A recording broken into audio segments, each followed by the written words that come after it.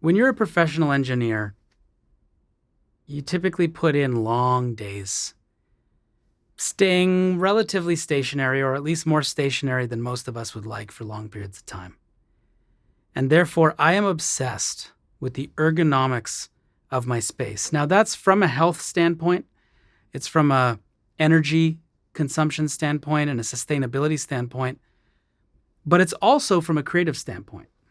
Now, to go to the first stage, my chair, my Herman Miller chair, I don't know what I'd do without it.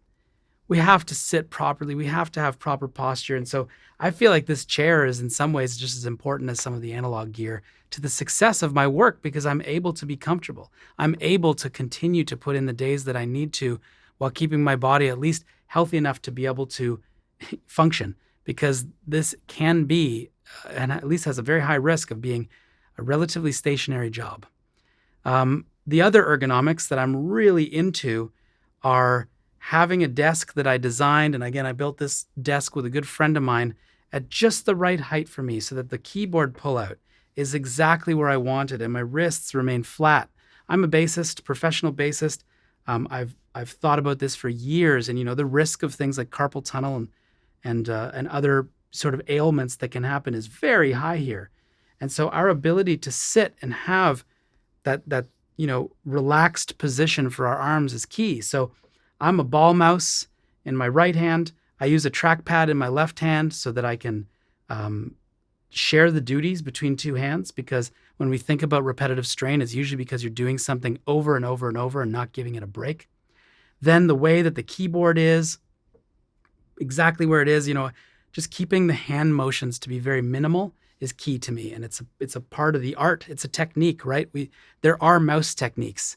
There are keyboard techniques. And the more that our bodies are aligned properly, the longer we're able to work before other things get in the way of the music. Then we get to the Stream Decks. I love the Stream Decks. I've learned a lot from colleagues in the industry. I've worked with my assistant, Andrew Chung, here in the studio to help create some relatively complex ones to just, for repetitive tasks. And again, where you might have had to click something 18 times, all of a sudden the right Stream Deck code can do that one thing and free up your hands for 30 seconds, which is sometimes all we need just to get the blood flowing. Then again, from an ergonomic standpoint, outside of like just the health side, as I think about the creativity, I want to be able to sit down and get straight to work, whatever it is. If I come in here, I've got stereo masters on the table. I want to be able to click one button and I'm there. So I do have Stream Deck things which will open up all the softwares that I want where they're supposed to go. But also the way that the whole space is designed is around ensuring that I can get to a task as quickly and repeatably as possible. So if I'm in stereo mastering mode, the studio, it's almost, nothing moves physically, but I almost feel like the Batmobile where it goes into this mode or it goes into this mode. It's not physically moving, working on it, but it is, things are adjusting under the hood so that right when I want them, where I want them, they're happening. And I think that people need to put that time in. And you can't know because it's so personalized what it is you want, but putting the time into ensuring the ergonomics are there is key.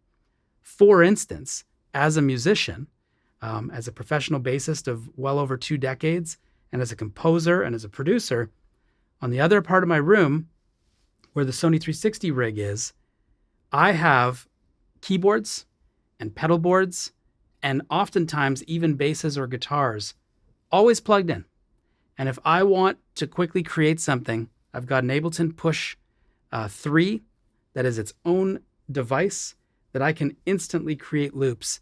And sometimes, if I'm really busy on this side of the studio, I'm mixing and mastering, I might go a week or 2 before I touch it.